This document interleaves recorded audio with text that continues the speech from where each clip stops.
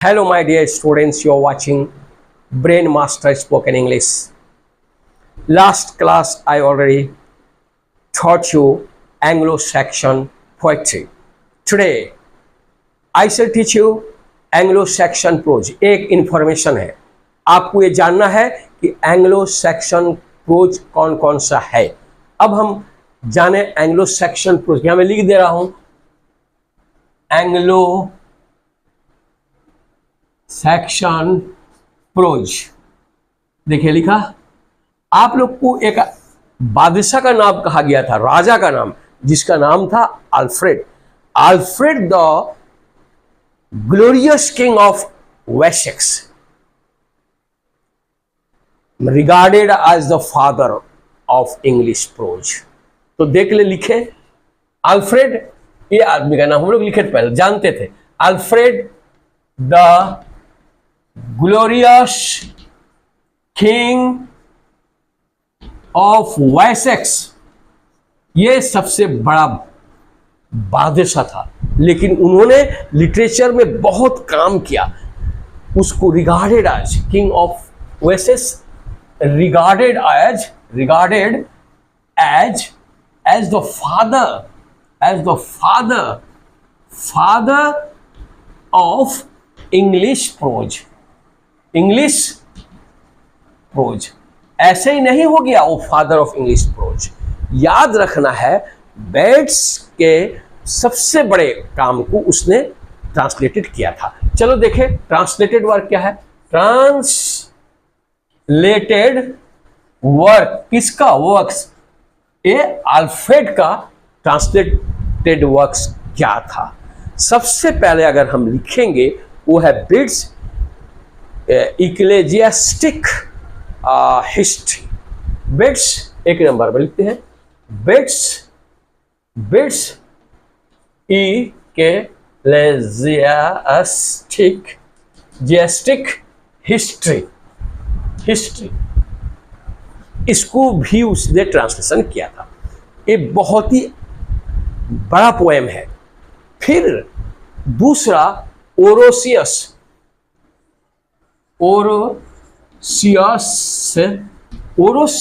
का सबसे बड़ा काम को इन्होंने ट्रांसलेशन किया. Orosius universal history and geography. Orosius universal history and geography. इन्होंने इसको भी ट्रांसलेटेड किया. देखिए ओरोसियस को किया. फिर इन्होंने सोलिलोकीज ऑफ ऑगस्टीन. सोलिलोकी 3 में देखिए, बहुत अच्छा है. सोलिलोकी स्पेलिंग भी देखते जाइए, क्योंकि स्पेलिंग भी आप एक जरा भी गलती नहीं कीजिएगा. क्यू है QU लॉकीज KIES लॉकीज ऑफ सेंट अगस्टीन. अगस्टीन के काम को भी उन्होंने किया, ट्रांसलेट किया. अब देखिए सोलिलोकीज ऑफ सेंट अगस्टीन. फिर एक आदमी का नाम आया जिसका नाम है अल्फ्रिक. मैं पहले इसका नाम लिया हूं, एल्फ्रिक. एक सेंट है. यह है ग्रेट इंग्लिश स्कॉलर. ये भी जो है ग्रेट इंग्लिश स्कॉलर है of 10th century.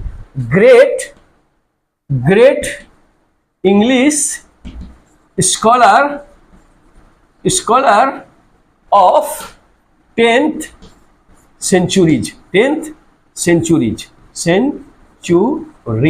10th centuries का वो सबसे बड़ा लेखक माना जाता है, क्योंकि एक सेंट था. ये रहता था कहाँ? वो क्या कहते हैं उसको, चर्च में. हिज राइटिंग, सबसे बड़ा राइटिंग उसका था हिज राइटिंग. याद रखो, हिज राइटिंग. ये देखो वो क्या लिखा, उसका राइटिंग क्या था? कोलोक्वियम. अब देखो यहां पर कोलोक्वियम COLL वो भी लिखा. कोलोक्वियलिज्म से आया है. QUIUM कोलोक्वियम. ये उसका एक ये था। अच्छा, उसके बाद कैथोलिक होम लाइज, उसका एक और राइटिंग था, कैथोलिक होम लाइज। ये छोटा छोटा नहीं है, बड़ा बड़ा पोएम है, बड़ा बड़ा प्रोज है, जो प्रोज को पढ़ते पढ़ते तुम्हारा बहुत दिन निकल जाएगा। इतना बड़ा पोइट्री और प्रोज को कोई नहीं पढ़ता है, इसको जानना होता है कि ऐसे ऐसे लोग थे, इतना अच्छा अच्छा काम अंजाम दिए हैं। उसके बाद में वुल्फस्टाइन, ये कहा, देखिए वुल्फस्टाइन, इसको आप याद रखिए आदमी को। एन आर्टिस्ट, इसने एड्रेस किया इंग्लिश लोगों को, एड्रेस टू इंग्लिश किया। लेकिन सबसे बड़ा काम इसी ने किया, सेमोलोपी एंग्लो, लूपी एंग्लो। ये किसके बारे में जानते हो? ये जो है, एक वार का है, ये वार का। In it he points vivid picture of the horror brought about Danish इन्वेशन। वो पॉइंट करता है, इन इट, ऐसे में लिख दे, इन इट ही पॉइंट्स करता है, दिखा रहा है, पॉइंट्स, विविड पिक्चर, एक पिक्चर ला रहा है, विविड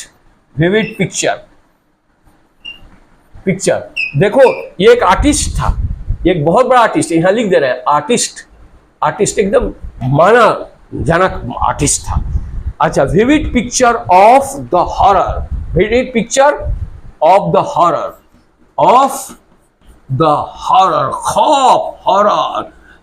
खौफ ला रहा है उसके पिक्चर में। ब्रॉट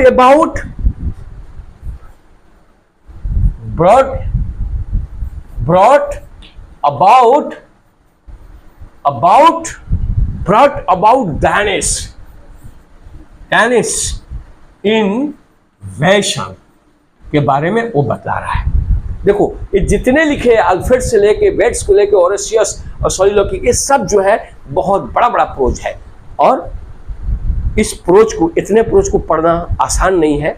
कुछ ऐसे हैं जो पढ़ सकते हैं आप, उसका हम सब का समरी बतलाएंगे एक एक करके, क्योंकि ये क्लास अभी चलेगा। उसके बाद में आपको मैं सिलेबस बताऊंगा कि कलकत्ता यूनिवर्सिटी में कौन सिलेबस है। पहला syllabus, first semester, second semester, इस तरह हम पढ़ाएंगे।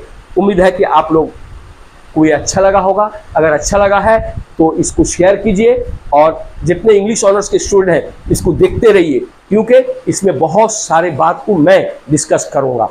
Thanks a lot.